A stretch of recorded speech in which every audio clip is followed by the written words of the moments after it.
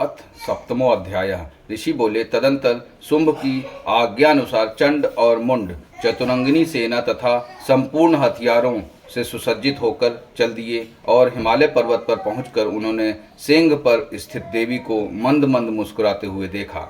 तब वे असुर धनुष और तलवार लेकर देवी की तरफ उसे पकड़ने को बढ़े। तब उन शत्रुओं को इस प्रकार देख अंबिका ने क्रोध किया तो भगवती का मुंह श्याम रंग का हो गया। उनकी टेढ़ी भौहें तथा माथे की सिकुड़न से तत्क्षण ही उसमें से तलवार और पास लिए चीते के चर्म की साड़ी तथा नरमुंडों की माला पहने हुए, विचित्र खड्ग धारण किए हुए, भयानक शुष्क शरीर, हड्डियों का ढांचा व अति लंबे शरीर वाली जीभ को मुंह से बाहर लपलपाते हुए, भयंकर लाल लाल आंखें जो भीतर को घुसी हुई थी, ऐसी भयंकर विकराल मुखी काली प्रकट हुई। उनके भयंकर शब्द से सभी दिशाएं गूंज उठी।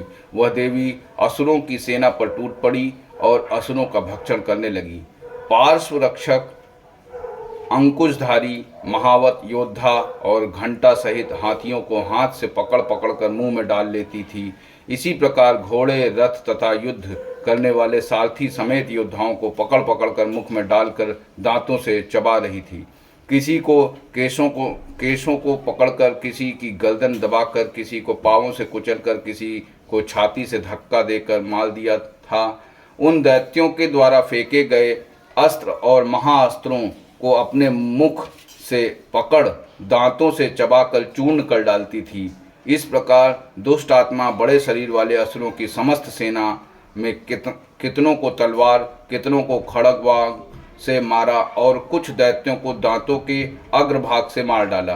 देवी द्वारा क्षण मात्र में ही असुर सेना का विनाश होते हुए देख चंड उस अति भयंकर नेत्र वाली काली के सन्मुख बड़ी शीघ्रता से आया और उसने महाभयंकर बाणों की वर्षा करके तथा मुंड ने हजारों चक्र फेंक कर भयंकर नेत्र वाली देवी को ढक दिया।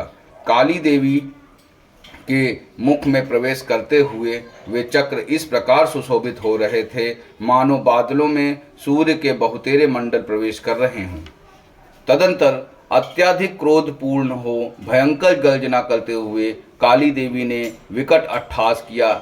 उस समय मुख में दांतों की प्रभा से वे अति उज्जवल दिखाई पड़ती थीं। फिर देवी उठकर हम शब्द का उच्चारण करती हुई तलवार लेकर महादैत्य चंड के पीछे दौड़ी और उसके केश पकड़कर खड्गवाग से सिर काट दिया।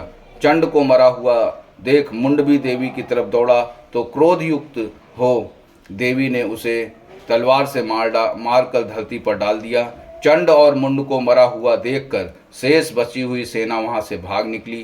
तत्पश्चात चंड और मुंड के सिर को लेकर काली देवी चंडिका देवी के समीप गईं और विकट अट्टहास करके बोली, महापशु असुर चंड मुंड को संग्राम में मैंने मार दिया। अब आप इस युद्ध यज्ञ में शुंभ और निशुंभ को स्वयं मारना। ऋषि बोले, चंड और मुंड दोनों के सिरों को लाते हुए देख काली देवी ने कल्याणकारिणी देवी मधुर शब्दों में काली देवी से कल्याणकारिणी देवी मधुर शब्दों में बोली, हे देवी, तुम चंड और मुंड दोनों महाअसुरों को मारकर मेरे समीप ले आई हो। इस कारण आप संसार में चामुंडा देवी के नाम से विख्यात हो जाओगी। इति श्री मार्कंड पुराण के देवी महात्म्य चंड मुंडवध नामक 7वां अध्याय समाप्त। जय देवी दुर्गा।